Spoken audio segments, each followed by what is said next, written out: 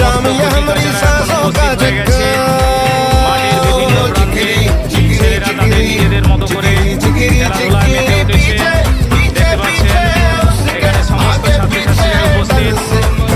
এখানে ক্রিকেট খেলা চলছে। এইখানে রান্নার আয়োজন হয়েছে, সমস্ত গার্জেন এখানে উপস্থিত।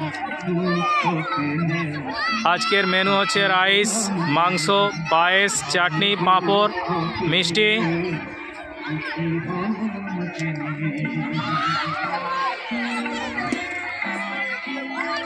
সব মিলিয়ে ছেলেরা খুবই খুশিতে উন্মত্ত হয়ে উঠেছে। Thank you.